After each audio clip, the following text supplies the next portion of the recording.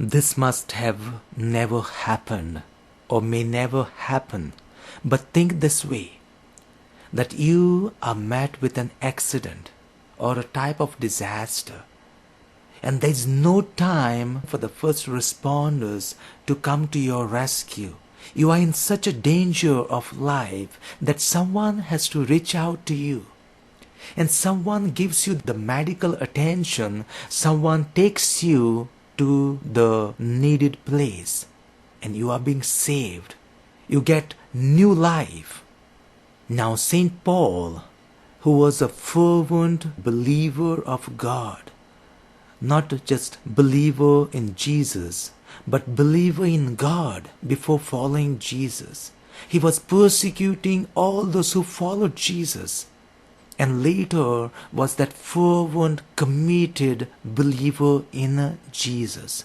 He says, you are no longer strangers or aliens, but are citizens and belonging to this household of God.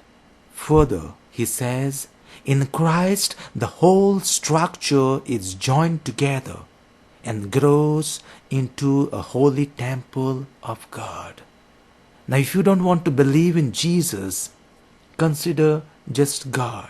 Consider that you are no longer stranger or alien to God. You belong to the household of God. And together with God, the whole structure is joined together. That like a building made of stones, God is a part of this structure and cannot be separated or taken out from the structure can collapse. Jesus in the gospel gives us the similar picture, that being God or Son of God, or some of us may consider prophet, or some just a holy person, or just a human, but he had this need to pray every day. In the gospel it is said, before he chose these apostles, he was there praying the whole night. Now this bond is important. We need to have this relationship, not just doing something or attending something, going to a holy place or sacred place. We need to have that bond, that relationship, that belongingness, that I belong to this household of God. I'm no longer a stranger, but that my whole life is structured with God. When we happen to have this type of sense in us, we will feel that God is part of our lives, and that our lives is so much connected with God. We will feel that we are one with God, or that God is one with us.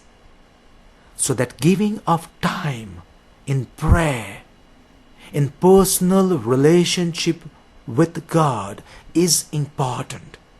And don't forget, whether you believe or you don't, if your family or your loved ones don't believe that someone saved your life, it doesn't matter. Someone has saved your life. It's because of this person you are being saved.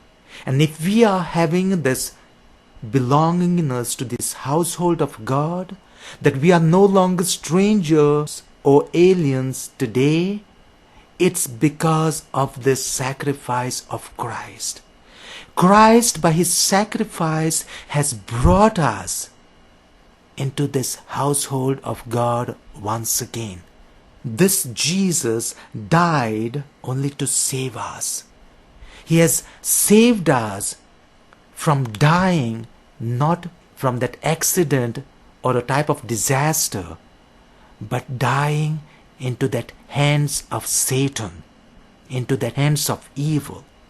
And to keep this, we need to have this constant time with God, to keep this relationship, to keep this bond together and going, in order to continue what Christ has attained for us.